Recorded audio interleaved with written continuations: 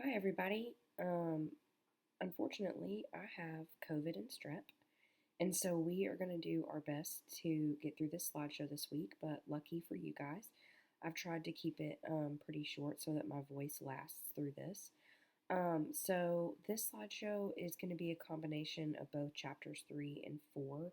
I've also added the slides from the resource from the book that go way more in depth, but these are just the high points that I want to hit and make sure that we address. So we are going to start with attachment, trauma, and repair from infant to adolescent development. Okay, so basically, this chapter is all about attachment and the impact that it can have on a child and an adolescent. And, basically, interpersonal relationships matter.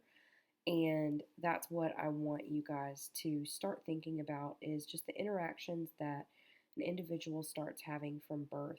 That's when, even at birth, these things start to, have a role and play into the development of an individual. Okay, so something that I thought was really helpful that the book covered was that behaviors, this idea that behaviors versus survival skills. Obviously, they gave a lot of different vignettes of different children that might be coming into your office and different adolescents, different scenarios, and all of them at the root of it, they've been experiencing toxic stress. Okay, and so this idea that there are certain behaviors that we experience from children and teens, but then recognizing that those are actually survival skills, those are actually signs of the body and the brain trying to take care of ourselves and trying to be resilient. So, as we're kind of breaking down trauma and, um, you know, what it means to address what it means to address um, children that have been experiencing trauma is to recognize that, a lot of times the people that are going to come into your office are going to tell you this is what's wrong with them, this is their problems, this is what they're doing. I think my example from last week of, Johnny, maybe someone says Johnny's just been punching all of his friends and now he's punched a principal and, we need to get to the bottom of this and figure it out. Well, maybe realizing that maybe that's a survival skill that Johnny has learned about what he needs to do in order to keep himself safe. So, overall, there's a lot of conversation in this chapter about the brain.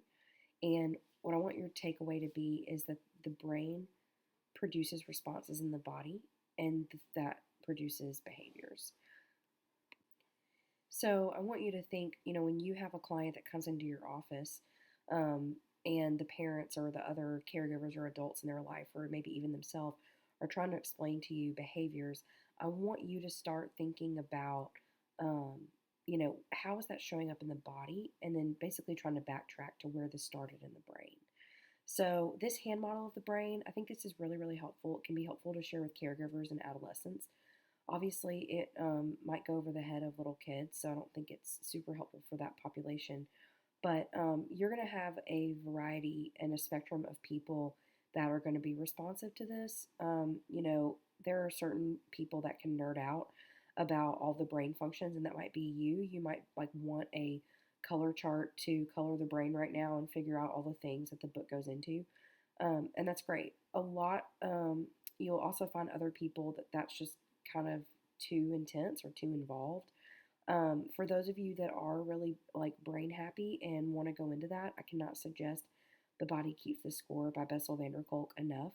He is like the father of trauma and how trauma is in the brain, and that's a really, really great resource. But I think the book did a great job of breaking this down and making this really relatable and really easy to digest. And if you can kind of practice with yourself and have like, elevator speech of explaining how trauma moves through the brain and how the brain functions, that can be a really great resource when you are, building an alliance with the caregivers. And then also when you're talking to teens, just helping them understand even what's going on in their own body and in their own brain can be really important.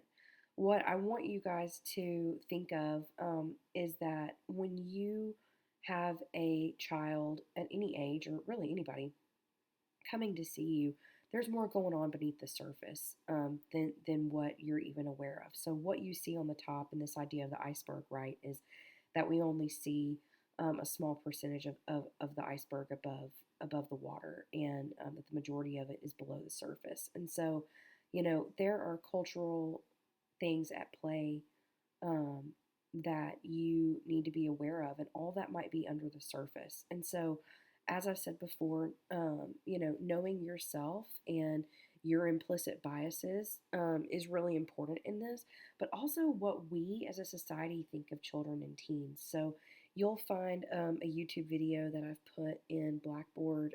It's one of the isms, and they talk about youngism and this idea of, are young people marginalized in the same way that other groups are?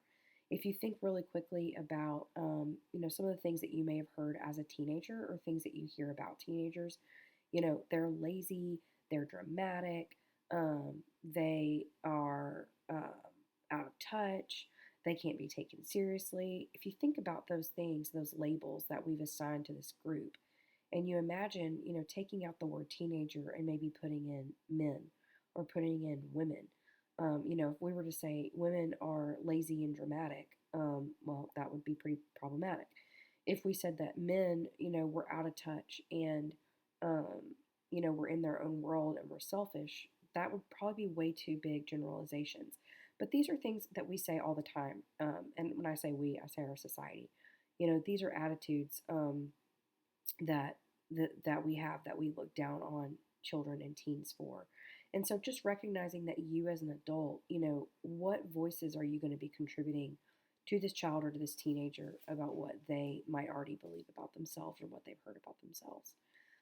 As you're thinking about, what's going on under the surface, and as you're getting to know teens, I want you to remember that all behaviors make sense. Okay, so all behaviors make sense if you get to know somebody well enough. If you're able to step in their shoes, you can understand more about why they may be acting that way. And so, as this chapter talks about attachment and the brain and the body and behaviors, I want you to remember that it all plays into each other and it all makes sense. Obviously, there's a lot of different areas of the brain that they discuss in this chapter, but one area that I wanted to highlight was mirror neurons.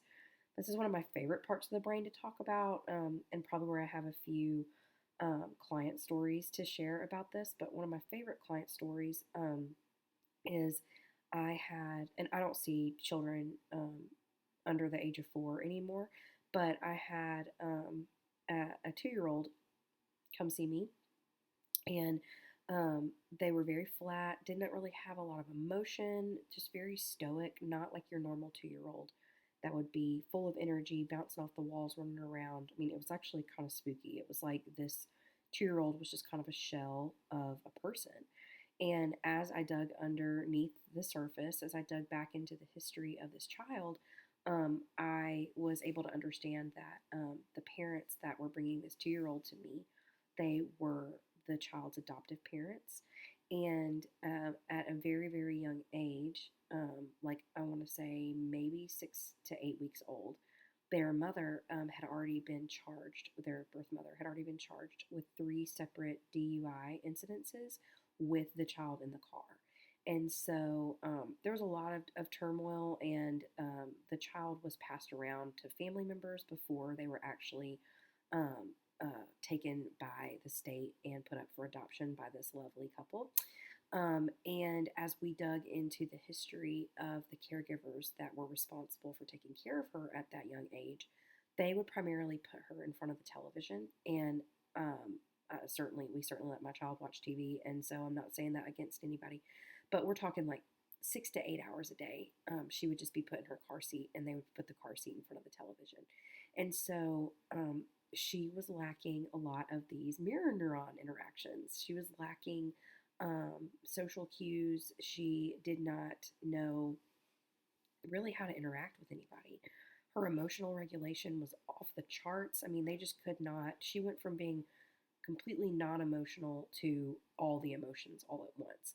And this adoptive couple, they were really, really struggling to connect and understand what was going on. And so once we were able to realize that there was just a lack of attachment and a lack of focus and human interaction with her, we did a lot of work using her mirror neurons. And if you ever wonder why you look at someone else and yawns are contagious, it's because these wonderful little things called mirror neurons. So our environment shapes who we become, and we mimic what is modeled for us. And that's just a little example, very extreme example about how that deprivation of that attachment can really, really lead to emotional dysregulation down the line.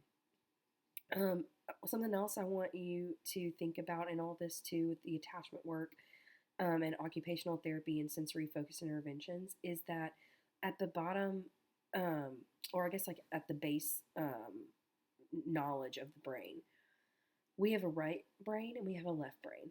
And our right brain is responsible for a lot of the creativity, and that is our dominant hemisphere when we are a child. We are right brain led. Our left brain, the part of our brain that holds language and thought and reason, that does not really come quote unquote online until our adolescent years. Okay, so when we're talking about trauma, being traumatized in a level as a child, when your right brain is online, um, you know, left brain treatments are not effective at treating right brain trauma. Okay, so that's where a lot of these play focused interventions come from. That's where sensory focused interventions come from. Anything that the body is doing versus traditional talk therapy. That is going to come into play later as we talk and expand more about traditional play therapy and other interventions that are used with children.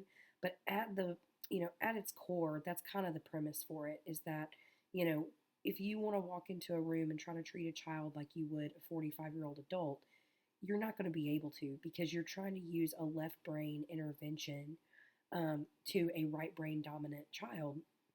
And that's really evident if you ever have a conversation and try to reason with maybe a 3-year-old versus an 18-year-old. It's different. Their brain functioning is completely different. I had another client who was, he was 3.5, maybe almost 4, and they were really concerned about um, his functioning. They wanted to get him tested. They were in the middle process of figuring out what was going on. They thought he might have some developmental delays. He was really struggling to walk. He was struggling to talk on time. He was missing a lot of developmental milestones. And he came from a very supportive family, and there really wasn't any evidence of trauma that we could figure out. And luckily, I was working in conjunction with his pediatrician, and his pediatrician decided just to kind of start from scratch and do just a full physical and check everything. They were able to realize that he was 80% blind in both of his eyes, and they did not realize that. And so they ended up doing a lot of things to be able to work on his eyes. He had several surgeries, he had glasses, and once we were able to realize that, bless him, he literally couldn't see, um, we actually were able to get him in occupational therapy, which was able to work with him once they were able to figure out that the vision was his problem.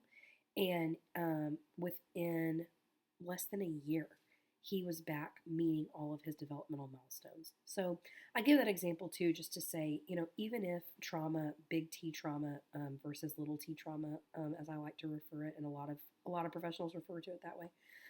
Even if big T trauma hasn't happened, there's still some things under the surface that it's important for you to realize and recognize might be going on. So again, just being mindful of these different interactions. I've given some pictures here. We obviously have mirror neurons at play here with this dad and baby, or this caregiver and baby. Having that connection, having that focus. Also, right now, a big trend in parenting is skin to skin attachment when a baby is first born. And if you remember from last week and looking at my intake forms, ask a lot of questions about birth. and the birth experience just to see, because it really can, kind of give you a better picture of attachment later on down the road. If they were in the NICU and were deprived of, that skin to skin interaction, it just might help understand a little bit more. Here is a boy playing with sand and water and art therapy. That's another right-brained activity that's really, really popular sensory play. My dissertation was actually sand tray therapy with adult survivors of childhood sexual assault. And so, even there's a lot more research now about sensory inclusive therapeutic strategies, even with adults that have been victimized as children. So, my theory in that was, again, like, trying to use a right brain activity to treat a right brain trauma. And then, if the increase in sensory toys and fidget toys have not been at an all time high, I think my nieces probably own all of the poppets in the world at this point. But, just being able to utilize these resources and recognizing that the research really shows that, the body and the brain are connected, and these sensory um, based interventions can be really, really helpful. Also, like that this chapter gave you some takeaways, some realistic takeaways to use. Peeling the onion of anger, making a worry box. I use the worry box a lot in my practice. I also do a twist on that and use what I call a break box. I think it's really therapeutic for some kids to be able to break things. So I'll put in colored pencils. I don't care if they get snapped in half, or crayons that can be broken or ripped apart, the paper ripped off of them. Any toys that are already broken, I might throw them in there for them to break.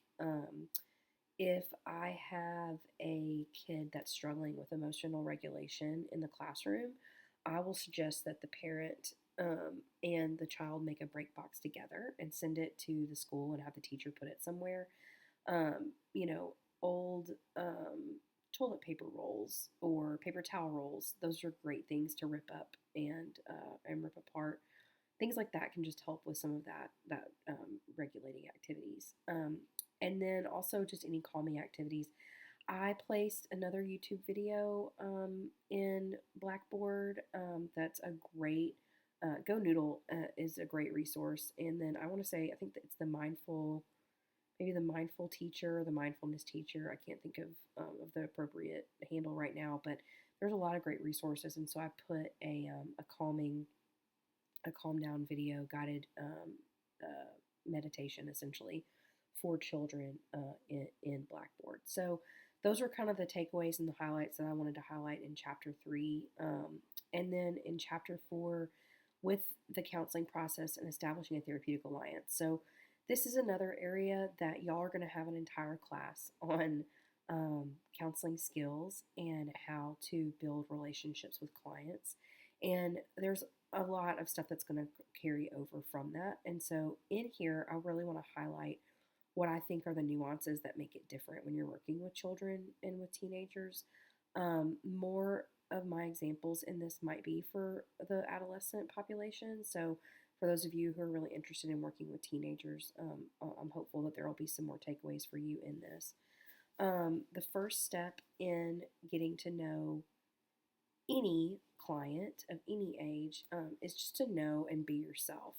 I've obviously brought this up several times about knowing and being yourself, and knowing things about you and beliefs that you have towards counseling, beliefs that you have towards children, beliefs that you have towards parenting, towards adolescence, towards what it's like to be a teenager.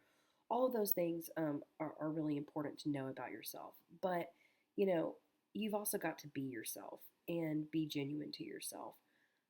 I'll share some things that I do and tips and tricks that I use that are in line with my personality and who I am.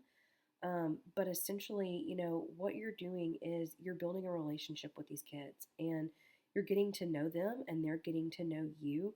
And that's a reciprocal process. Some kids are going to be easier to connect with than others. Some teens are going to be easier to connect with than others. And all of that plays into, maybe why they're coming, how they're coming. Did they ask to come? Are they being forced to be there? all of that plays into it. But at the base level, you want to genuinely have a curiosity about getting to know them. And they're going to be able to tell if you're quote unquote another adult that they can't trust, or another adult that thinks they're just, some kid that doesn't have thoughts and feelings and emotions and that are valid. And so, one big piece of advice for me that I would give you is just try to get in their world. Think of all the things they're experiencing. I mean, kids today, some of them, they start practice before school. They go to school. They have practice after school. They might have a job after school. They might take care of other siblings. They might contribute to, their household. We just have no idea what they're facing. And so for them to have a foot in both worlds, a foot in being a child, but also a foot in being, semi an adult, it's hard. And it's going to require a lot of compassion and a lot of curiosity on your part to get to know them. Something that I use a lot with my teens is humor and sarcasm, and I tell them that, a lot. I encourage them to use humor with me and to be sarcastic with me. And also, I don't necessarily try to get on their level in a way where I try to be a teenager, especially now that I have my own child. I am very open and okay with being weird and being awkward and being quirky and being older and having them make fun of me. And yeah, so being okay with being wrong and being okay with being seen as the out of touch adult. I will say things if they make a comment to me like, or maybe they're telling me a story. I had a client that I'm thinking of right now that was telling me a story about some drama that was going on in their friend group about Instagram and Snapchat and all these different things that got posted and who said who and what was real and somebody screenshotting them and screen recording a conversation they were having and they didn't know it. And my response to that was, oh my goodness, I can't imagine that. Back when I was a teenager, the way that we would kind of do that and set people up is that we would three-way, and then I get to explain the function of a three-way phone call to a teenager, and they think it's the most wild thing ever. But it's my way of being genuine. Hey, I don't know what it's like to be 14 years old and have a Snapchat and have an Instagram and have screen recordings, and I don't know what all that's like, but I do know what it's like to have a group of girls trap you in a conversation and essentially at the core of it be bullying. So, I like to try to broach that gap. It doesn't bother me to be different from them. It doesn't bother me maybe to have different experiences that they find funny. I do not use slang. I do not try to meet them on their level and do that because I think that that's like the number one way that they think that you're trying too hard. And that's not to put a lot of pressure on it. I know, um, you know, uh, there's going to be certain teens that are more judgmental of you than others. But I think at the core root of it, having a genuine okay with being wrong, something I'll say a lot to clients of any age, but especially to teenagers, especially if they're, you know, telling me something that I think I might want to push back on. A good example of this might be, my parents hate me, they don't understand me. That one pop out guide in the chapter this week about, no one understands me, no one hears me. If I feel like they're saying that about their parents, I like to say, hey, I'm okay with being wrong about this, but I'm wondering if maybe your parents are worried about you. Or I might say, I'm wondering if your parents feel maybe a little scared for you, or they don't understand you. I kind of say things like that if I feel like I'm going to push back against something they say. The world is against me. Everybody hates me. I don't think anybody's life is ever as bad as mine.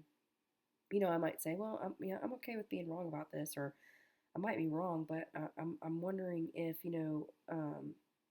there might be someone in your life that you feel like does understand you. Specifically, a response that I use if they say you wouldn't understand, maybe they're skeptical about the counseling process, they won't connect with me, they don't want to be there. I might offer something, well, what's the one thing that you wish I could understand about you? What's the one thing that you wish your parents would understand about you? I'll kind of put it back on them. What I don't do in any relationship is assume that any client is the same. I actually assume the opposite. No two clients are the same. No two clients have the same background. No two clients have the same perspective on things. And I also don't. I can't make assumptions. About anything. Again, thinking of the iceberg. Um, this might happen more with adolescents. I kind of talked about it a little bit last week, just with kids that might be fearful of going to the playroom. But if you have a teenager who maybe they're being forced to be there by their parent, maybe they're being forced to be there by somebody else. Maybe school's requiring them to go to therapy so that they can keep going to school, or something of that nature. I don't try to force them into anything. If I've had this situation before. A 15-year-old girl has started to see me because her parents caught her sexting with a 17-year-old boy. And that is not behavior that is going to happen in our house. And so she will go to counseling until they determine that she doesn't have to go anymore. And I remember in one of my first meetings with her, she said, I don't want to talk about it. I don't want to talk about that. I don't want to tell you about it. I don't want to talk anything about that. And my response to her was, okay, that's fine. But it sounds to me like your parents are pretty insistent that you're going to come and see me every week. And we're in this room for about 50 minutes, which is almost an hour. I don't want to sit here in silence. I doubt that you want to sit here in silence. So why don't, what would you want to talk about? Or what could we use this time to talk about? Tell me about your friends. Tell me, do you play any sports? I try to focus on the child and not necessarily the problem that's walking in the door. I brought this up last week about one of my favorite principles from Gary Landreth, which is focusing on the donut and not the hole. Um, and so I had to find the most delicious donut right now, even though I have no taste or smell. So we can at least enjoy how pretty that donut looks. But I really try to focus on the child, from start to finish. And part of that is trying to not be the fixer and rushing to try to fix the problem. I think parents really want that to happen a lot of times. I think they're in a rush. And a lot of that is out of fear, right? Especially in that instance when she was sexting the 17-year-old boy. What if that had been a 25-year-old guy? What if that had been a 45-year-old guy that she met on social media? And so there was some real concern that we get to the root, quote unquote, of that behavior and try to address it and try to change it. And luckily, we ended up getting there. It took a while. But I think as you're, thinking about how to establish and build um, a working relationship and an alliance with these kids and teens, it's constantly focusing on them as a person and not having an agenda that you're trying to get to because that's off-putting to anybody. And then also the book talked about your role as a translator. I am very delicate with this because while I do think that after you develop a relationship with a child or with a teen, you are probably more able to be a translator to the parent.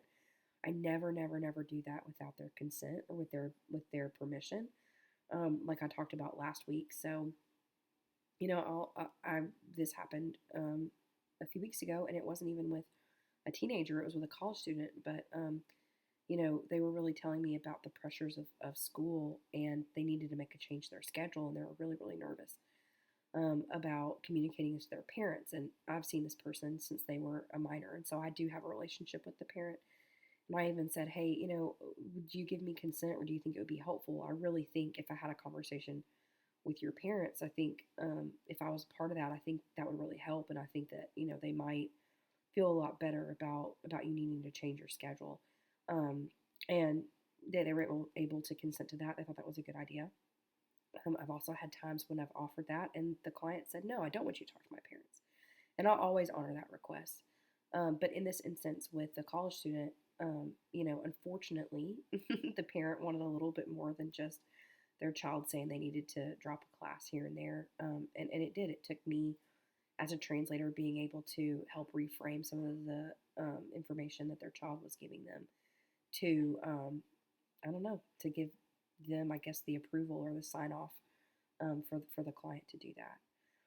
But another area that the book goes into in depth a lot, at these last few things that I want to go over, is just this role of questions and rethinking this approach. Again, if you're thinking about a left brain activity of talk therapy, all we have are questions for our clients, right? We want to talk to them, we want to ask them why, we want to get into the what, we want to get into those details. And with children and with teenagers, our questions can kind of fall flat and they're not really as helpful as we think they are.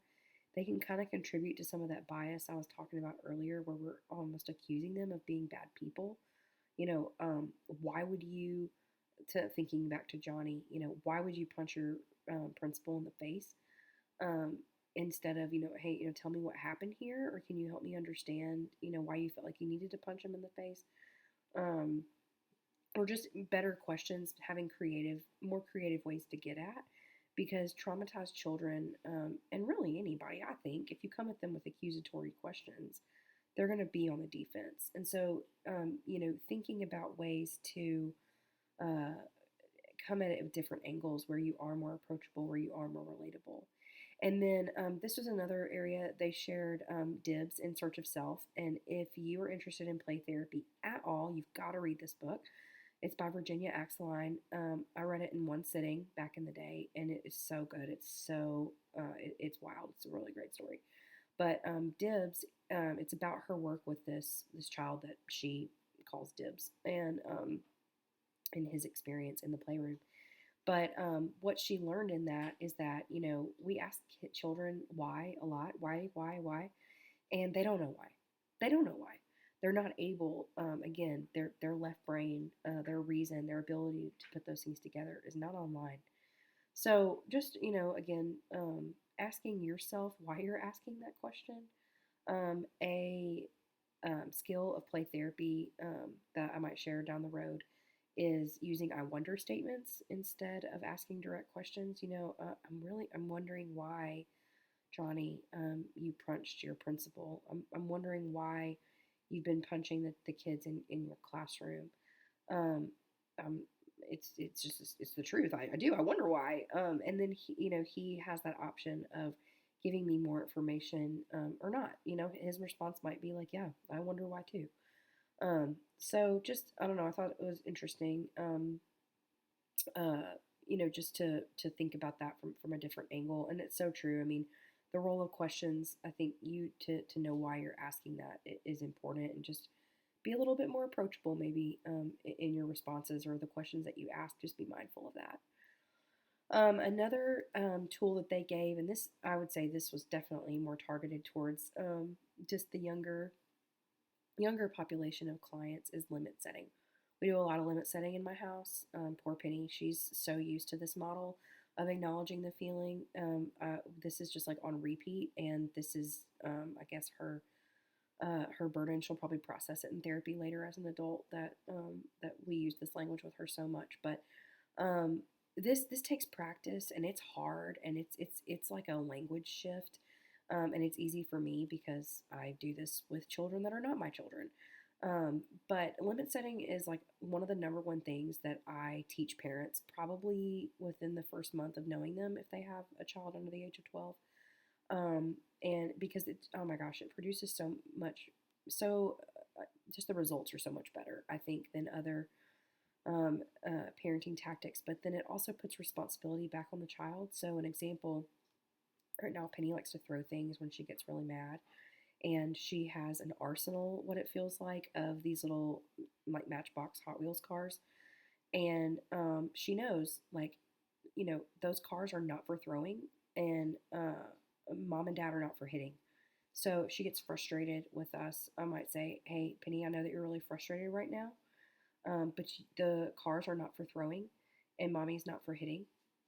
You can throw your stuffed animals, and I literally have like a bucket of her stuffed animals that I don't care if she throws because they're not going to hurt anybody.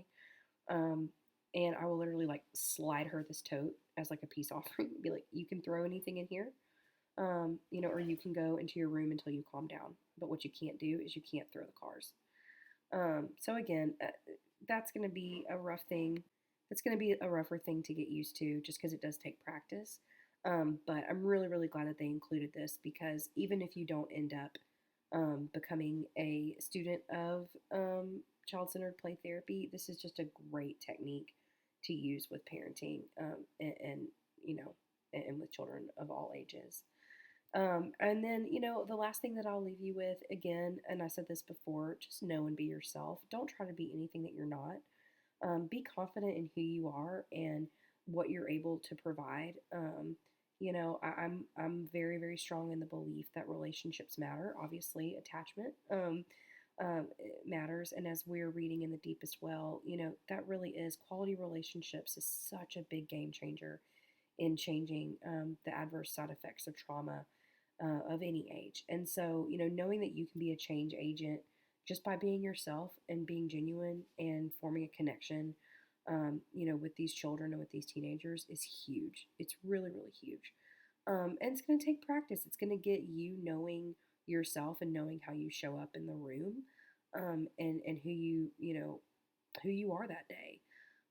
There are some days that I meet with my teens and I'm tired and I am having a harder time following, um, you know, the drama of their lives. And what I will say that's different, I think, about seeing teenagers is that, their sessions can turn on a dime. You can see somebody this week and they have hit a mountaintop moment, and then next week they can be right back into a really, really sad and intense time. And that's not to say that either one of those is less true. It's not. It's just that there's so many highs and lows, big highs and big lows, in adolescence. And so, that's just, sometimes I show up and I'm more, um, having a hard time of following it. And they're so forgiving of that, and they know that. They'll be talking really fast, maybe 90 miles a minute, and I'll just say, hey, you know, mom, your old mom over here can't keep up with that. The millennial in the room does not understand what you're talking about. Back up, rewind, pause, start over again. Help me understand what you're saying. Especially if they start throwing around words that I don't necessarily understand the context of. Which I find is happening the older that I get, guys. I am not as in touch with adolescent trends as I once was. But that's okay, and that's me being myself in that moment, and being genuine, and being open with them. So these were just some highlights that I wanted to point out in chapter 3 and 4. Again, I'm sorry for my voice that is fading. But at least, we were able to do it. So we made it to the other side. I've also uploaded instructions in Blackboard for your parent interview report. I know some of you might want to go ahead and get started on that. Um, I know the start to this semester has been fast and furious and crazy. And so I promise I'm being mindful of that, and I'm trying to slow things down to not overwhelm you. So if you have any questions or any feedback or anything that you need, don't hesitate to reach out.